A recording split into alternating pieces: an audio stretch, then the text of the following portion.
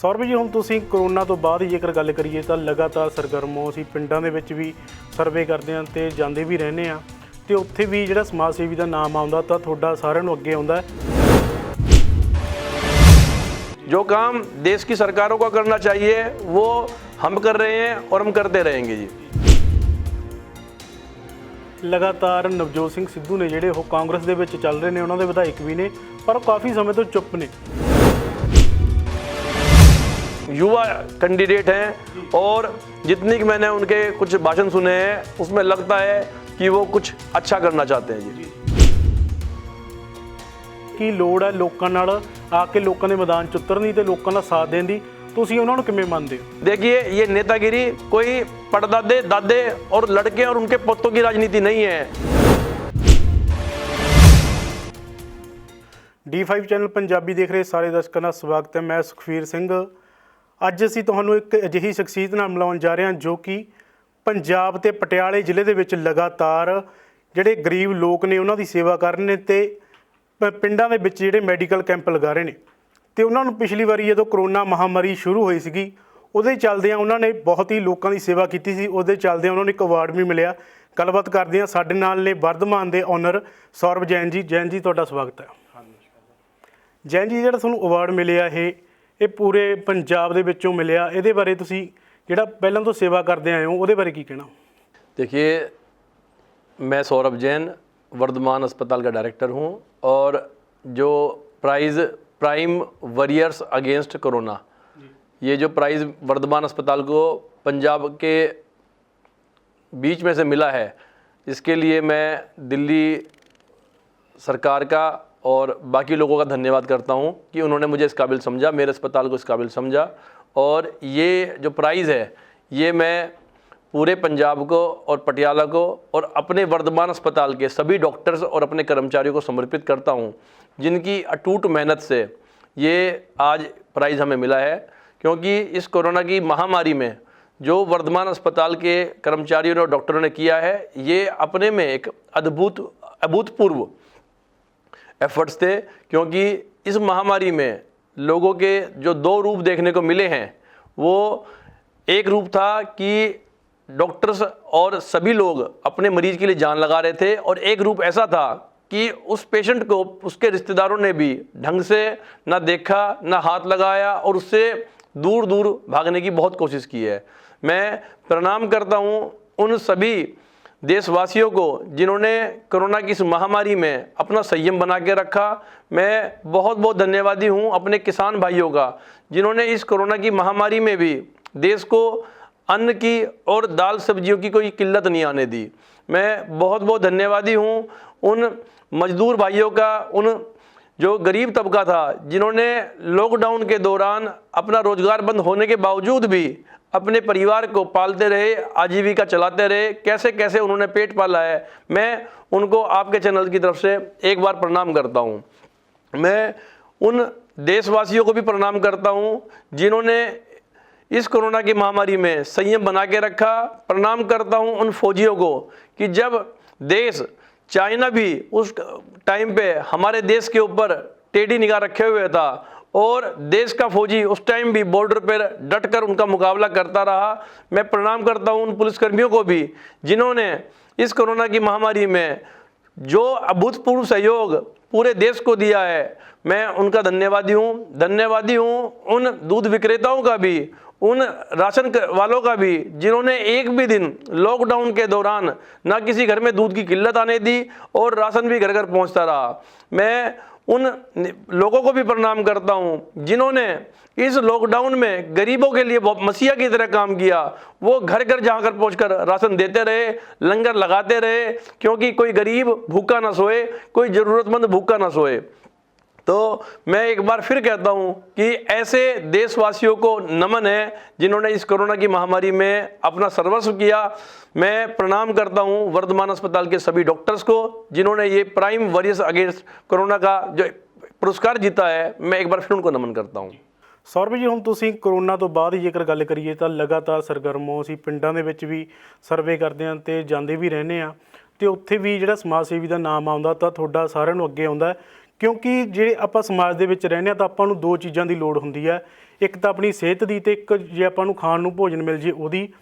ਉਹਨੂੰ ਲੈ ਕੇ ਤੁਸੀਂ ਜਿਹੜੇ ਪਿੰਡਾਂ ਦੇ ਵਿੱਚ ਕੈਂਪ ਲਗਾਉਂਦੇ ਹੋ ਉਹਦਾ ਜਿਹੜਾ ਫੰਡ ਆ ਉਹ ਤੁਹਾਨੂੰ ਬਾਹਰੋਂ ਆਉਂਦਾ ਜਾਂ ਤੁਸੀਂ ਆਪਣੇ ਕੋਲੋਂ ਲਾਉਂਦੇ ਹੋ? देखिए, ये जो जहाँ तक आपने फंड की बात की है, ये वाहेगुरु जी की परम पिता की मेहर है कि आप लोगों के आशीर्वाद से जो ये मैं कुछ कर पा रहा हूँ, ये परम पिता के आशीर्वाद से अकेला ही कर रहा हूँ। आप लोगों का तो इसमें एज ए टीम मुझे सहयोग मिला हुआ है।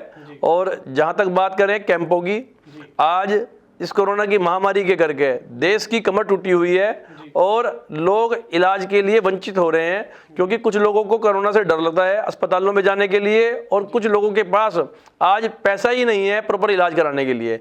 इसीलिए मैंने ये बेड़ा उठाया है कि मैं घर घर पहुंच के, मैं पिंड पिंड पहुंच के मैं लोगों को फ्री इलाज, फ्री दवाइयाँ मुहैया कराऊं, क्योंकि आज लोगों की ये ज़रूरत है। जो काम देश की सरकारों को करना चाहिए वो हम कर रहे हैं और हम करते रहेंगे जी। जहाँ तक बात करें और एक्टिविटी की, लंगर सेवा जो मेरे से बन पा रहा है मैं करता रहा हूँ और करता रहूँगा जी। ਲੱਗਦਾ ਨਹੀਂ ਕਿ ਜਿਹੜੀ ਪਿਛਲੇ ਵਾਰੀ ਆ ਕਰੋਨਾ ਮਹਾਮਾਰੀ ਸ਼ੁਰੂ ਹੋਈ ਸੀ, ਕੈਪਟਨ ਸਰਕਾਰ ਦੀ ਉਹਦੇ 'ਚ ਕਿੰਨੀ ਕੁ ਜਿਹੜਾ ਕੰਮ ਕੀਤਾ ਉਹਨਾਂ ਨੇ ਕਿੰਨਾ ਕੁ ਵਧੀਆ ਕੀਤਾ ਕਿ ਤੁਸੀਂ ਉਹਨਾਂ ਦਾ ਸਾਰਾ ਕੰਮ ਸਾਂਭਿਆ ਹੋਇਆ ਸੀਗਾ ਜਿਹੜਾ ਲੋਕਾਂ ਦੀ ਸੇਵਾ ਕਰਨੀ? ਲੱਗਦਾ ਨਹੀਂ ਕਿ ਇਹ ਕੰਮ ਜਿਹੜੀਆਂ ਸਾਡੀਆਂ ਸਰਕਾਰਾਂ ਨੇ ਉਹਨਾਂ ਨੂੰ ਕਰਨਾ ਚਾਹੀਦਾ? देखिए, ये एक पॉलिटिकल मुद्दा हो जाएगा। मैं फिर भी बात करूं सरकारों की, सरकारों ने जितनी जिम्मेदारी अपनी निभाई है वो सारा देश देख रहा है, ठीक है, सब पूरे देश ने देखा है। मैं बस इतना ज़रूर कहूँगा कि जब गरीब सड़कों पर मर रहा था, जब हमारे मैक्सिमम देश के नेताओं को कोरोना हो गया था और वो घर पर बैठे हुए थे, मैं नसीहत दूंगा उन नेताओं को कि जब लोगों को उनकी ज़रूरत थी वो घर से बाहर भी नहीं निकले। क्या हुआ क्या नहीं हुआ ये सब परमात्मा के हाथ रहा, ये सारी देश की जनता को पता है ਜੀ। ਕਰੋਨਾ ਮਹਾਮਾਰੀ ਦੀ ਗੱਲ ਤੋਂ ਬਾਅਦ ਜੇਕਰ ਗੱਲ ਕਰੀਏ, ਹੁਣ ਪੰਜਾਬ ਦੇ ਵਿੱਚ ਜਾਂ ਪੂਰੇ ਦੇਸ਼ ਦੇ ਵਿੱਚ ਇੱਕ ਮੁੱਦਾ ਚੱਲ ਰਿਹਾ ਜੋ ਕਿ ਕਿਸਾਨੀ ਅੰਦੋਲਨ ਚੱਲ ਰਿਹਾ। ਸੌਰਵ ਜੀ ਦਾ ਉਹ ਕਿਸਾਨੀ ਅੰਦੋਲਨ ਲਈ ਕੀ ਯੋਗਦਾਨ ਆ? ਕਦੇ ਦਿੱਲੀ ਗਏ ਨੇ? देखिए, मैं लगभग 4 बार बॉर्डर जा चुका हूँ, लेकिन मैंने वहाँ पे खुद जाके अपना कोई मेडिकल कैंप नहीं लगाया, क्योंकि वहाँ पर कैंप लगाने वाले हज़ारों सूरवीर बैठे हैं और मैंने कई लोगों के माध्यम से मैंने वहाँ मैक्सिमम बार अपनी दवाइयाँ मैंने वहाँ पे सेवा पहुँचाई है, क्योंकि आज मेरी जिम्मेदारी है। क्योंकि जब बॉर्डर पे भी हमारे वो भाई बैठे हुए हैं, उनका सरकार के साथ जो भी मुद्दा चल रहा है उसमें भगवान मैं जब ये प्रार्थना करता हूँ कि ये मुद्दा जल्द से जल्द दूर हो, क्योंकि बहुत ज़्यादा अब ये चिंता का विषय बन चुका है। क्योंकि सरकार और किसान दोनों अपनी जगह से टस से मस होने को तैयार नहीं है। इससे देश की अर्थव्यवस्था को कई हजार करोड़ रुपए का नुकसान अब तक हो चुका है। मैं परम पिता से या परमात्मा से ये प्रार्थना करता हूँ कि इस मुद्दे को अपना निजी स्वार्थ छोड़ते हुए नेता लोग जो अपनी इसमें भी राजनीति कर रहे हैं, बॉर्डरों पर जाके पिंडों में जा के भी जो भाषणबाजियाँ हो रही हैं उसको बंद करें और कोई ऐसा रास्ता निकालें कि इस आंदोलन का हल निकले। क्योंकि आज हमारे किसान को उनके बच्चे, उनके छोटे छोटे बच्चे, उनकी माएँ उनको बुला रही है, बेटा तू वापस आ जा, ठीक है, लेकिन आज किसान बॉर्डर की तरह जंग लड़ रहा है, वो वापस आने को तैयार नहीं है। मैं परम पिता से रिक्वेस्ट करता हूँ, मैं देश की सरकार से भी रिक्वेस्ट करता हूँ कि इसका जल्द से जल्द कोई ना कोई अच्छा सोल्यूशन जरूर निकाल लें जी।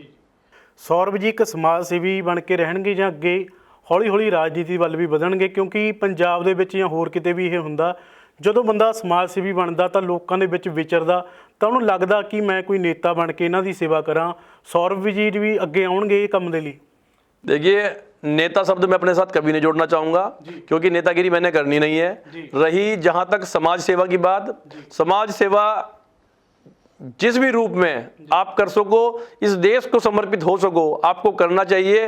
देखिए, आपने और हमने अपने परिवार जरूर पालना है, लेकिन अगर आज भगवान हमें कोई पावर देता है, कोई ताकत देता है, हमें उसके माध्यम से समाज के हित में जरूर सोचना चाहिए। अगर आज मैं एक प्राइवेट अस्पताल चला रहा हूँ तो मेरी एक जिम्मेदारी है कि मैं अस्पताल के अंदर जो भी कोई पेशेंट दुखी और मजबूर आता है, मैं उसकी मजबूरी को समझते हुए उसको अपना 100% एफर्ट दे सकूं, उसके साथ मैं कंधे से कंधा लगा के खड़ा रहूं। यही एक अस्पताल की जिम्मेदारी है। और जहां तक आप नेता की बात करते हो, यही एक नेता की जिम्मेदारी है। लेकिन इसमें देश के नेता क्या कर रहे हैं, मैक्सिमम नेता क्या करते हैं, देखिए ये नेतागिरी कोई परदादे दादे और लड़के और उनके पोतों की राजनीति नहीं है, ना इनके देश की जागीर है। मैं कहूंगा, पब्लिक को एक मैसेज देना चाहूंगा कि आप लोग इस बार इंसानों को पहचानो कि कौन इंसान क्या है, कौन कैसा कैंडिडेट है। आप पूरे देश में इस बार कैंडिडेटों को देख के वोट दें जी। ਸੌਰਵ ਜੀ ਲਗਾਤਾਰ ਪਿੰਡਾਂ ਦੇ ਵਿੱਚ ਵਿਚਰਦੇ ਨੇ, ਰਾਜਨੀਤਿਕ ਪਾਰਟੀਆਂ ਵੀ ਹੁੰਦੀਆਂ ਜਿਹੜੀਆਂ ਉਹ ਫੀਡਬੈਕ ਲੈਂਦੀਆਂ ਨੇ ਵੀ ਕਿਹੜਾ ਬੰਦਾ ਸਮਾਜ ਸੇਵੀ ਇੱਥੇ ਅੱਗੇ ਆਉਂਦਾ। ਕਿਸੇ ਰਾਜਨੀਤਿਕ ਪਾਰਟੀ ਦੇ ਨਾਲ ਗੱਲ ਚੱਲੀ ਆ ਕਿ ਟਿਕਟ ਲੈਣ ਦੀ ਜਾਂ ਉੱਥੋਂ ਚੋਣ ਲੜਨੀ ਆ, ਸੌਰਵ ਜੀ ਕਹਿੰਦੇ ਨੇ ਕਿ ਅਸੀਂ ਆਜ਼ਾਦ ਲੜਨਾ। देखिए, जहाँ तक चुनाव की आप बात कर रहे हो, राजनीति की बात कर रहे हो, मेरा किसी पार्टी के साथ कोई संपर्क नहीं है। और जैसा रणनीति इस राजनीति के लिए मुझे इलाके की पब्लिक देगी, मैं पब्लिक के उस आदेश का समर्थन करके, उनकी आज्ञा का पालन करके मैं आगे बढ़ूंगा। क्योंकि मेरे जैसे लोगों की, आज अच्छे लोगों की देश की रणनीति और राजनीति दोनों को जरूरत है। मैं पार्टियों के बारे में कोई कमेंट नहीं करूंगा, क्योंकि सारी पार्टी अगर वैसे देखें तो एक हैं, ठीक है। चाहे वो कोई मर्जी पार्टी है, पार्टियों का देखो, पार्टी एक मकान की तरह है। एक देखिए, एक निर्जीव वस्तु है, मैं कहूंगा निर्जीव है, क्योंकि इसको चलाने वाले लोग जो लोग हैं उनमें प्राण है। वो है कैंडिडेट, चाहे वो देश का प्रधानमंत्री है, चाहे वो मुख्यमंत्री है, चाहे वो एमपी है, चाहे वो एमएलए है, चाहे वो मेयर है, वो सब लोग एक आदमी है। इस देश को चलाने वाली कोई पार्टी नहीं है, इस देश को चलाने वाला एक इंसान है, चाहे वो प्रधानमंत्री है। मेरी रिक्वेस्ट है इस जनता को कि एक बार हम अगर बात करें पंजाब की, जो 117-18 कैंडिडेट जीत के यहां से जाने हैं, आप कैंडिडेट जिताओ, क्योंकि पार्टियों ने जितना करना है वो हम सब लोग पिछले 70 साल से देखते आ रहे हैं। मेरी रिक्वेस्ट है एक एक पिंड वाले उन लोगों को, उन समझदार नौजवानों को, कि हमें कैंडिडेट बढ़िया चाहिए जो कि हमारे साथ खड़ सके। उस नेता को वोट देके क्या करना है जो कि चुनाव से पहले और चुनाव के बाद कभी हमसे मिलने ही नहीं आता। हमें एक नेता ऐसा चाहिए, अगर नेता की बात करें, नेता वर्ड यूज करें, कि जो हर वक्त आपके बीच में आपके साथ खड़ा हो, आपके सुख दुख में हर समय वो अवेलेबल हो। वो जरूरी नहीं है कि वो आपके हर काम करा सके ना करा सके, लेकिन उसके एफर्ट्स दिखने चाहिए। हमें ऐसे नेताओं की जरूरत है, इस देश को ऐसे लोगों की जरूरत है। हमें सब पार्टी एक जैसी है, मैं किसी पार्टी के लिए कोई समर्थन नहीं करूंगा, ठीक है।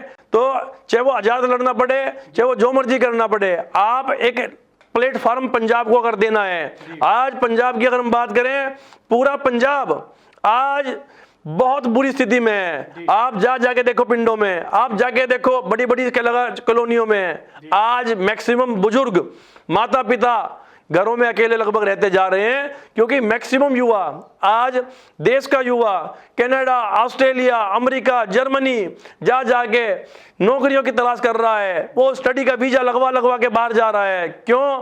क्योंकि यहाँ पे ना अच्छी एजुकेशन है, ना यहाँ पे अच्छी चिकित्सा की व्यवस्था है, ना यहाँ पे कोई रोजगार है। जी, रोजगार की गल करते हो तुसीं, ਪਿੱਛੇ ਆਪਣੀ ਕੈਪਟਨ ਸਰਕਾਰ ਬਣੀ ਸੀ ਜਿਨ੍ਹਾਂ ਨੇ ਆਪਣੇ ਮੈਨੀਫੈਸਟੋ ਦੇ ਵਿੱਚ ਵੀ ਕਿਹਾ ਸੀ ਕਿ ਘਰ ਘਰ ਨੌਕਰੀ ਦੇਵਾਂਗੇ। ਤੁਹਾਨੂੰ ਲੱਗਦਾ ਕਿ ਉਹਨਾਂ ਨੇ ਦਿੱਤੀ ਨਹੀਂ, ਜਿਹੜੀ ਤੁਸੀਂ ਕਹਿ ਰਹੇ ਹੋ ਕਿ ਇੱਥੇ ਰੁਜ਼ਗਾਰ ਨਹੀਂ ਹੈਗਾ ਤਾਂ ਲੋਕ ਬਾਹਰ ਜਾ ਰਹੇ ਨੇ? इसका जवाब पब्लिक के पास और नेताओं के पास खुद है। आज देश की, मैं पंजाब की बात नहीं कर रहा हूँ, मैं देश की बात कर रहा हूँ कि MBA और BBA और MCA आज 10-10, 12-12 हज़ार की नौकरी ढूंढते फिर रहे हैं, ठीक है। इस देश को अगर ऐसे ही चलता रहा तो जो पंजाब, एक पिक्चर आपने मूवी देखी होगी उड़ता पंजाब, ये उड़ता पंजाब धीरे धीरे सच होने वाला है। इसलिए आज अपने पिंडों के भाइयों को, शहरी भाइयों को, उन माता पिताओं को मैं एक मैसेज देना चाहता हूं कि हमने सरकारों से कोई फ्री बस से सवारी नहीं लेनी है, हमने कोई फ्री में कोई चीजें नहीं लेनी है। हमें सिर्फ 3 चीजें चाहिए, 3 चीजें चाहिए। अच्छा इलाज, ईमानदारी का इलाज, दूसरी चीज चाहिए हमें अच्छी शिक्षा। आज मैक्सिमम लोगों की जो तनख्वाहें चल रही है वो 10-10, 12-12 हज़ार है।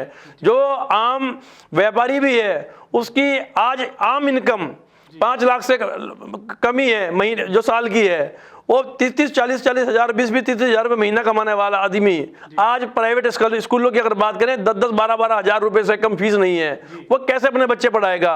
ये सरकारों को सोचना चाहिए। अगर हम सरकार की बात करें, हमें सोचना चाहिए कि रोजगार गवर्नमेंट को चाहिए कि यहाँ पे कुछ ऐसी इंडस्ट्रियां लगाएं, कुछ ऐसे रोजगार के साधन बनाएं। युवा चाहते हैं कि हम काम करें, कौन नहीं चाहता हम काम करें? कौन सा माँ बाप ऐसा होगा दुनिया में जो चाहता होगा कि उसका जवान लड़का उसको छोड़ के क्या लगा बाहर विदेश चला जाए? हर एक माँ बाप चाहता है, हर एक बेटा ये चाहता है कि मैं अपने माँ बाप की सेवा करूं, मैं उनके बुढ़ापे का सहारा बनूं। लेकिन आज देश की सरकारों ने पॉलिटिक्स कर करके हम लोगों को जातियों के नाम पे लड़ा के हमें गुमराह कर करके, ठीक है, आज हमें कमजोर बना दिया है। मैं मैसेज देना चाहता हूं इस बार फिर से कि इस बार चुनाव अगर लड़ना है तो इस बार का चुनाव पब्लिक लड़े कि इन नेताओं को लड़ाने दिया जाए। कैंडिडेट देख देख के वोट दो। 117-18 कैंडिडेट चाहिए इस पंजाब को बचाने के लिए। आप पार्टियों के बहकावे में मत जाओ, ठीक है? ये कोई पार्टियां देश सेवा के लिए नहीं है। कौन सी पार्टी देश सेवा करती है बताइए मुझे आप? एक नेता करता है, एक कैंडिडेट, एक इंसान होता है, कहता है एक मछली पूरे तालाब को गंदा कर देती है और जब कमल खिलता है वो कीचड़ में खिलता है। हमें कोशिश करनी चाहिए एक ऐसे इंसान को लेके आने की जो इस पंजाब का मुखिया हो, और 117 लोग ऐसे चाहिए जो इस पंजाब का नेतृत्व करें। जी, ਤੁਸੀਂ 3 ਮੁੱਦਿਆਂ ਦੀ ਗੱਲ ਕੀਤੀ ਆ ਜੀ, ਆਪਣੀ ਸਿੱਖਿਆ ਦੀ ਤੇ ਸਿਹਤ ਦੀ ਤੇ ਲੋਕਾਂ ਦੇ ਰਹਿਣ ਸਹਿਣ ਦੀ। ਆਮ ਆਦਮੀ ਪਾਰਟੀ ਵੀ 3 ਮੁੱਦੇ ਚੱਕਦੀ ਰਹੀ ਆ, ਇਹ ਉਹ ਵੀ ਲਗਾਤਾਰ ਇਹਦੇ ਉੱਤੇ ਗੱਲ ਕਰਦੇ ਨੇ। ਪਰ ਪਿਛਲੀ ਵਾਰੀ ਆਮ ਆਦਮੀ ਪਾਰਟੀ ਦੀ ਜੇਕਰ ਆਪਾਂ ਗੱਲ ਕਰੀਏ, ਸੋਸ਼ਲ ਮੀਡੀਆ ਤੇ ਬਹੁਤ ਹੀ ਹਵਾ ਸੀਗੀ ਕਿ ਆਮ ਆਦਮੀ ਪਾਰਟੀ ਦੀ ਸਰਕਾਰ ਆਊਗੀ, ਪਰ ਕਿਤੇ ਨਾ ਕਿਤੇ ਲੋਕਾਂ ਨੇ ਫਿਰ ਉਹੀ ਰਵਾਇਤੀ ਪਾਰਟੀਆਂ ਚੁਣੀਆਂ ਕਿ ਸੌਰਭ ਜੈਨ ਜੀ ਹੁਣ ਆਪਣਾ ਸਮਰਥਨ ਕਿਸੇ ਇਹੋ ਜਿਹੀ ਪਾਰਟੀ ਨੂੰ ਦੇਣਗੇ ਜਾਂ ਫਿਰ ਆਪਣਾ ਆਜ਼ਾਦ ਲੜਨਗੇ, ਕਿਉਂਕਿ ਤੁਹਾਡੀ ਸੋਚ ਆਮ ਆਦਮੀ ਪਾਰਟੀ ਨਾਲ ਮਿਲਦੀ ਆ। ਕਿਤੇ ਨਾ ਕਿਤੇ ਉੱਧਰੋਂ ਟਿਕਟ ਲੈਣ ਦੀ ਗੱਲ ਤਾਂ ਨਹੀਂ ਚੱਲ ਰਹੀ, ਜਾਂ ਤੁਸੀਂ ਉੱਧਰ ਜਾ ਸਕਦੇ ਹੋ, ਜਾਂ ਉਹਨਾਂ ਦੀ ਤੁਹਾਡੀ सोच देख के वो ਤੁਹਾਨੂੰ उम्मीदवार ऐलान सकते हैं? देखिए, अभी मेरा किसी पार्टी के साथ ना कोई रुझान है, ना कोई झुकाव है, ठीक है? जहाँ तक राजनीति की बात करें, चुनाव की बात करें, ये इलाके की पब्लिक, पंजाब की पब्लिक ने देखना है। वो मुझे जिस भी जिम्मेदारी पर लगाएंगी, मैं वो जिम्मेदारी पूरी ईमानदारी के साथ निभाने के तैयार हूँ। और ये वर्ड हर एक वो नेता चुनाव लड़ने से पहले बोलता है कि मुझे आप जो जिम्मेदारी दोगे मैं 5 साल पूरी ईमानदारी से निभाऊंगा। आप ये वर्ड उसका पिछला कम से कम 10 साल का ट्रैक रिकॉर्ड जरूर चेक कर लो कि वो क्या था, क्या है और वो क्यों आगे बढ़ना चाहता है। तो मैं कहूँगा आज आप लोगों की जिम्मेदारी है कि बहुत लोग आएंगे कि मैं देश के लिए ये करना चाहता हूँ, ये कर देंगे, हम वो करते हैं, हमने ये किया। अगर हमने ये किया होता, नेताओं ने ये किया होता, तो आज हमारा जो देश, हमारा मजदूर, हमारा किसान सड़कों पे ना होता। तो कैंडिडेट फिर देखो, मेरा किसी पार्टी के साथ अभी कोई झुकाव नहीं है। जैसा देश की पब्लिक, पंजाब की पब्लिक जो जिम्मेदारी लगाएगी चुनाव या जो भी कुछ कहेगी, मैंने पब्लिक के भरोसे हूँ। जैसा पब्लिक का आदेश होगा वो देख लेंगे जी। ਲਗਾਤਾਰ ਨਵਜੋਤ ਸਿੰਘ ਸਿੱਧੂ ਨੇ ਜਿਹੜੇ ਉਹ ਕਾਂਗਰਸ ਦੇ ਵਿੱਚ ਚੱਲ ਰਹੇ ਨੇ, ਉਹਨਾਂ ਦੇ ਵਿਧਾਇਕ ਵੀ ਨੇ, ਪਰ ਉਹ ਕਾਫੀ ਸਮੇਂ ਤੋਂ ਚੁੱਪ ਨੇ। ਹੁਣ ਆਪਣੀ ਸਰਕਾਰ ਖਿਲਾਫ ਵੀ ਉਹ ਜਿਹੜੀ ਕੁਝ ਨਾ ਕੁਝ ਪੋਲਾਂ ਵੀ ਖੋਲ੍ਹਦੇ ਨੇ ਤੇ ਉਹ ਵੀ ਇਹੀ ਗੱਲ ਕਰਦੇ ਨੇ ਕਿ ਲੋੜ ਹੈ ਲੋਕਾਂ ਨਾਲ ਆ ਕੇ ਲੋਕਾਂ ਦੇ ਮੈਦਾਨ 'ਚ ਉਤਰਨ ਦੀ ਤੇ ਲੋਕਾਂ ਦਾ ਸਾਥ ਦੇਣ ਦੀ। ਤੁਸੀਂ ਉਹਨਾਂ ਨੂੰ ਕਿਵੇਂ ਮੰਨਦੇ ਹੋ? ਨਵਜੋਤ ਸਿੰਘ ਸਿੱਧੂ ਜਿਹੜੇ ਉਹ ਸਹੀ ਕਰ ਰਹੇ ਨੇ? देखिए, नवजोत सिंह सिद्धू जी की जितनी बात करें, वो एक युवा नेता हैं और जितनी की उनकी सोच है वो एक पॉजिटिव सोच है। लेकिन मैं खुले मंच पे ज़रूर कहूँगा कि क्या कारण है कि बार बार हमें पार्टियां बदलनी पड़ रही हैं। तो ये एक सवाल पब्लिक को सोचना पड़ेगा। ये हमारे बड़े भाई साहब नवजोत सिंह सिद्धू जी को सोचना पड़ेगा कि ऐसी क्या कारण बनता है कि एक इंसान को बार बार पार्टियां बदलनी पड़ती हैं। क्या ये मंथन तो देखो सिद्धू साहब से बढ़िया कोई नहीं कर सकता। मैं इस बारे में क्या कहूँगा कि वो हर एक पार्टी, अब पहले वो भारतीय जनता पार्टी में भी रहे हैं, फिर आज कांग्रेस में भी हैं, आज हम लोग सुन रहे हैं कि शायद वो आम आदमी में आएंगे। ठीक है, ये उनको डिसाइड करना है कि वो आज अगर तीसरी पार्टी में जाते हैं तो क्यों जाते हैं, उन 2 पार्टियों के पीछे क्या बैकग्राउंड थी। ठीक है, लेकिन जहाँ तक मैं जानता हूँ एक युवा कैंडिडेट हैं और जितनी कि मैंने उनके कुछ भाषण सुने हैं उसमें लगता है कि वो कुछ अच्छा करना चाहते हैं जी। ਇਸ ਤੋਂ ਇਲਾਵਾ ਜੇਕਰ ਗੱਲ ਕੀਤੀ ਜਾਵੇ ਆਪਾਂ ਪੰਜਾਬ ਦੇ ਵਿੱਚ ਸਿਹਤ ਦਾ ਮੁੱਦਾ ਚੱਲਦਾ ਤਾਂ ਆਪਾਂ ਆਪਣੇ ਪਟਿਆਲੇ ਦੇ ਵਿੱਚ ਵੀ ਦੇਖਦੇ ਹਾਂ ਬਹੁਤ ਸਾਰੇ ਲੋਕ ਨੇ ਜਿਹੜੇ ਉਹ ਇੱਕ ਰੋਟੀ ਲਈ ਤਰਸਦੇ ਨੇ, ਰਾਤ ਨੂੰ ਭੁੱਖੇ ਸੌਂਦੇ ਨੇ। ਮਹਿੰਗਾਈ ਦਾ ਜ਼ਮਾਨਾ, ਰੋਟੀ ਬਹੁਤ ਮਹਿੰਗੀ ਹੋ ਚੁੱਕੀ ਹੈ। ਤੁਸੀਂ ਇਹਦੇ ਲਈ ਕੀ ਉਪਰਾਲਾ ਕਰ ਰਹੇ ਹੋ? ਸਿਹਤ ਦੇ ਲਈ ਤੁਸੀਂ ਲੋਕਾਂ ਦੇ ਫ੍ਰੀ ਕੈਂਪ ਲਗਾ ਰਹੇ ਹੋ, ਜਿਹੜੇ ਲੋਕ ਭੁੱਖੇ ਸੌਂਦੇ ਨੇ, ਰੋਟੀ नहीं मिलती, ਉਹਨਾਂ ਲਈ ਤੁਸੀਂ ਕੀ ਉਪਰਾਲਾ कर रहे हो? देखिए, मैं तो क्या कर सकता हूँ, करने वाला भगवान है। देखिए, उन गुरुद्वारों को मैं प्रणाम करता हूँ, उन मंदिर को मैं प्रणाम करता हूँ, उन कमेटियों को प्रणाम है जो आज भी फ्री लंगर सेवा गरीबों के लिए, मजदूरों के लिए कर रहे हैं। लेकिन आज एक स्थिति बन चुकी है कि जो मीडियम और उससे कम तबके का परिवार है वो फ्री का खाना, जिसको लोग भीख बोलते हैं या फ्री का लंगर बोलते हैं, वो चाहकर भी नहीं खा सकते क्योंकि उनको कोई वहाँ पे देखेगा तो वो शर्म महसूस करते हैं। ऐसे लोगों के लिए सरकारों को कुछ करना चाहिए, ठीक है। फिर भी जहाँ तक बात करें आप लोगों के माध्यम से, 25 अप्रैल को अगर देखो सब कुछ ठीक रहा, ठीक है, इसमें भी कोई राजनीतिक कोई हस्तक्षेप ना हुआ, तो 25 अप्रैल को राजपुरा रोड पे सिटी मॉल के साथ एक अद्भुत रसोई, आप लोगों की अपनी रसोई, वर्धमान महावीर जनहित रसोई खुलने जा रही है। मैं उसमें मेरा एक मोटिव है, हमारा एक मोटिव है कि मेरा किसान मजदूर भाई, एक युवा स्टूडेंट और राह चलते लोग और ज़रूरतमंद लोग, जो लोग ऑफिसों में जॉब कर रहे हैं, जिनकी 8-8, 10-10 हज़ार रुपये तनख्वाह है, कि वो एक टाइम का कम से कम सस्ते से सस्ता ढाबे का खाना भी 40-50 रुपये से कम नहीं है पर एक टाइम का। मेरी ये एक पहल है आप लोगों के आशीर्वाद से कि 10 रुपये में उनको 4 रोटी, दाल, सब्जी और चावल दिया जाए, जिससे कि कम से कम वो मजबूर ना हो कि 10 रुपये का कुलचा खाने के लिए, पेट भरने के लिए कुलचा खाएं तो अपने स्वाद के लिए खाएं। आज आपके शहर में ये रसोई 25 अप्रैल से खुलने जा रही है। मैं बस परम पिता से रिक्वेस्ट करता हूँ, मैं अरदास करता हूँ कि इस रसोई को कोई पॉलिटिक्स का कोई शिकार ना हो, ठीक है। लोग इस रसोई को ईमानदारी से चलने दें। मैं ये चाहता हूँ कि इस पटियाले का कोई आदमी भूखा ना सोए, ये मेरी कोशिश है जी। सौरभ जी, लास्ट सवाल आ, ਜੇ ਤੁਸੀਂ ਰਾਜਨੀਤੀ ਦੇ ਵਿੱਚ ਆਉਂਦੇ ਹੋ ਤਾਂ ਤੁਹਾਡਾ ਪਹਿਲਾ ਕੰਮ ਕੀ ਹੋਊਗਾ? ਤੁਸੀਂ ਕੀ ਕਰੋਗੇ ਲੋਕਾਂ ਦੇ ਲਈ ਵੀ ਲੋਕ ਤੁਹਾਨੂੰ ਅਗਲੀ ਵਾਰੀ ਵੀ ਚੁਣਨ ਜਾਂ ਤੁਹਾਡੇ ਤੇ ਵਿਸ਼ਵਾਸ ਕਰਨ? देखिए, ये तो एक लंबा सवाल है। ये तो जब हम राजनीति में अगर आते हैं और कुछ पद की जिम्मेदारी दी जाती है, ये आज मेरे लिए कहना मुश्किल है मैं क्या करूँगा। बस मैं एक ही चीज़ करूँगा कि मैं अगर 3.25 साल से वर्धमान अस्पताल चला रहा हूँ, ये इसी इलाके की पब्लिक जानती है कि लिमिटेशंस के बावजूद 190 लोगों का परिवार मेरे साथ में है। हर तरह के अच्छे लोग भी हर जगह होते हैं, परिवार में हर तरह के लोग होते हैं, लेकिन मैंने जो एफर्ट्स, अगर पब्लिक ने देखा होगा कि मैंने क्या एफर्ट्स पब्लिक के लिए वर्धमान अस्पताल में किए हैं, जो कि मेरी जिम्मेदारी थी। अगर पब्लिक ने कोई जिम्मेदारी मुझे दी जो मेरे से बन सकेगा, मैं कोई कमिटमेंट ऐसी नहीं कर सकता क्योंकि मुझे आज पता ही नहीं है कि सर क्या हो मेरे हूँ मैं, मेरे हाथ में कितनी पावर होगी।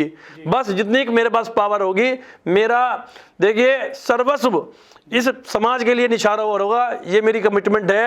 और मैं इसी पब्लिक के बीच का आदमी हूँ और मैं चाहता हूँ कि मेरे जैसे लोग आगे आएं और मैं अपना बेस्ट से बेस्ट इस पब्लिक को दूंगा, क्योंकि जितना प्यार मुझे पटियाला की पब्लिक दे रही है, जितना प्यार आप लोग मुझे देते जा रहे हो, मेरी जिम्मेदारी उतनी ही बढ़ती जा रही है कि मैं अपना और बेस्ट दूं।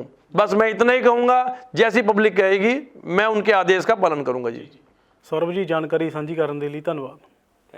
ਇਹ ਸਨ ਸਾਡੇ ਨਾਲ ਸੌਰਭ ਜੈਨ, ਜੋ ਕਿ ਇੱਕ ਸਮਾਜ ਸੇਵੀ ਵੀ ਨੇ ਤੇ ਇੱਕ ਹਸਪੀਟਲ ਵੀ ਚਲਾ ਰਹੇ ਨੇ, ਤੇ ਇਹਨਾਂ ਦਾ ਕਹਿਣਾ ਹੈ ਕਿ ਅਸੀਂ ਆਉਣ ਵਾਲੇ ਸਮਾਂ ਦੇ ਵਿੱਚ ਰਾਜਨੀਤੀ ਦੇ ਵਿੱਚ ਵੀ ਉਤਰਾਂਗੇ, ਪਰ ਕਿਸੇ ਪਾਰਟੀ ਨਾਲ ਹਾਲੇ ਤੱਕ ਕੋਈ ਸਮਝੌਤਾ ਨਹੀਂ ਕੀਤਾ।